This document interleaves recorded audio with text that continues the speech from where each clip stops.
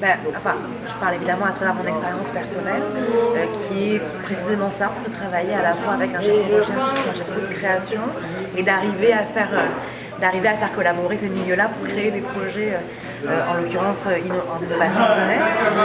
Je crois qu'à la fois, la recherche peut venir apporter un temps de recul puis un temps de réflexion sur les projets de production ou de création, de pourquoi on fait les choses, dans quel objectif, pour quel public. Et puis en l'occurrence, en jeunesse c'est particulièrement important, c'est quoi les compétences qu'on a envie de développer chez des publics jeunes, de quoi ils sont capables aussi en fonction de leur tranche d'âge, où est-ce qu'on a envie de les amener. Donc, comment est-ce que la recherche peut venir enrichir les créations. Et évidemment, de l'autre côté, la création peut vraiment venir permettre à la recherche Le mandat de la recherche, là, c'est de rendre la société civile, de faire des recommandations, d'étudier, de documenter pour améliorer des processus ou des dispositifs et des ressources.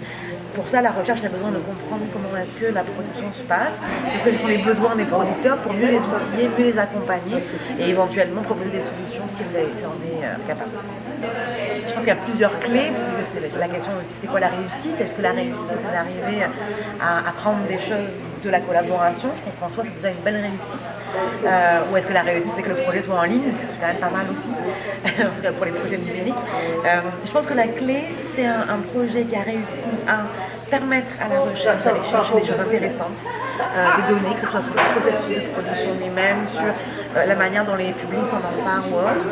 Et c'est un projet qui a permis à la création de ne pas s'épuiser à travailler avec la recherche. La grosse difficulté, ça n'a pas trop été dans mon cas parce qu'on travaille avec un chef de recherche très dynamique, très agile, mais on va avoir mené des entrevues avec le laboratoire de l'édition en France qui a pour mission d'accompagner des jeunes structures en édition jeunesse et autres. Eux, ils ont eu plusieurs cas de jeunes entreprises qui se sont cassés la gueule parce que les temps de recherche, les temps de financement dans la recherche, puis les temps de travail dans la recherche ont fait qu'une start-up, si en 6 mois ça se débloque pas, là, ça s'effondre. En fait. Alors qu'en recherche, on est sur des temps beaucoup plus longs. Je pense que la clé, c'est d'arriver à faire des compromis pour que tout le monde s'y trouve. Et surtout qu'on arrive à accorder nos violons sur les chronologies de production, les équipes impliquées et les objectifs du projet. Et je pense que la recherche a aussi un bout à faire sur lâcher prise sur certains éléments pour que le projet se réalise tout simplement. Puis je pense que le numérique permet par exemple pour le lecteur de rentrer, de s'immerger peut-être un peu plus dans le narratif. C'est ça qui vient changer. Et je pense que surtout ce qui change, et ce qui est intéressant, c'est plutôt tout ce qui est découvrabilité, diffusion, c'est d'universaliser le contenu, de permettre aussi à l'usager, à l'internaute de devenir lui-même créateur facilement. Aujourd'hui, avec un téléphone cellulaire, on est capable de filmer, de prendre du très bon son, de prendre de très bonnes photos, d'écrire, d'avoir accès à des blogs en ligne qui nous permettent de raconter des histoires, voire quasiment, si on est un peu fortuné et qu'on a la dernière version du iPad, créer de la réalité augmentée.